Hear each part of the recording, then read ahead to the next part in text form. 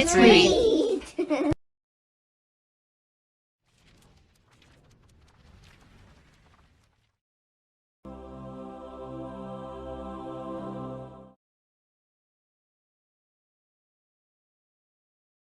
Chapter 7. All right, boys and girls, Miss Plimsoll said. It is almost time for lunch. Clear up your things. Paint pots securely closed, brushes washed, paintings unpinned and laid out to dry, drawing boards stacked against the wall. Ah, there's the bell. Front row first, Timothy leading, then Robin, in single file, go. John alone walked slowly in the throng, hurrying along the corridors to the school cafeteria. The school was proud of the cafeteria and the food served in it. The room was spacious and bright, with windows all the way along one side overlooking the playground and the playing fields beyond. The opposite side was wholly taken up by the shiny silver service counter. Several boys and girls were already settled at tables by the time John took his place in line. Enviously, John noticed a boy at the nearby table suck at straws dipped in a milk bottle that was dull with frost. John could imagine the refreshing taste of cold, creamy milk. At another table, a group of girls were eating fat red cherries. John could almost feel the firm fruit on his tongue and the pleasure of biting through the tart, juicy pulp. The cherries must taste good. They must be thirst-quenching. John unhappily took a tray from the pile and slid it along the rail in front of the top of the counter. He put a paper napkin, a glass, and a gleaming spoon, a knife, and a fork on the tray. It seemed hardly worth the while, but he felt that he might as well try the food and drink. Perhaps if I eat a different way, without letting anything touch my lips, he muttered, my lunch won't all change to chocolate. He was not very hopeful. What? Asked the boy standing next to him. Nothing, John said. I thought I heard you say something about chocolate, the boy said. I hope this is the day for chocolate cream pie, he added. That'd be super.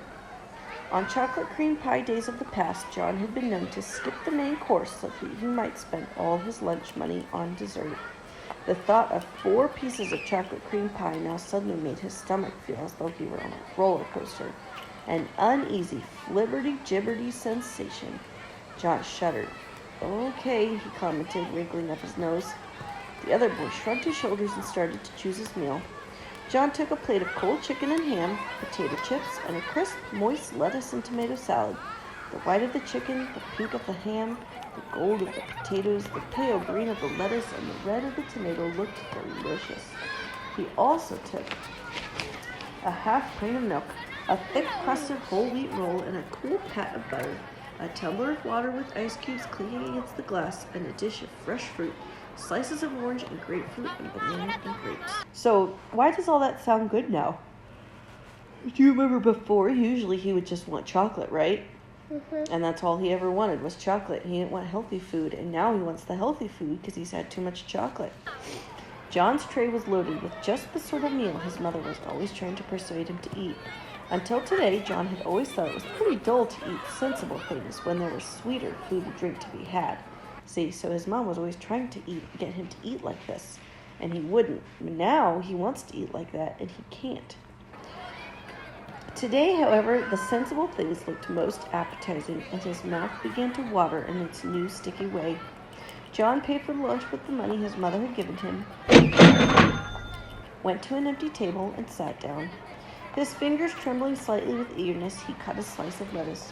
His fork went through the leaves with a promising crunch. He stuck the prongs of the fork into a mouth-sized piece of lettuce and carefully inserted it into his mouth. The lettuce didn't touch his wide-stretched lips. John's teeth came together in crisp layers of sweet chocolate. He took a small piece of potato chip, tilted back his head until he was looking straight up at the ceiling, and dropped the morsel straight down into his throat. He felt it go down, a sharp fragment of sweet chocolate.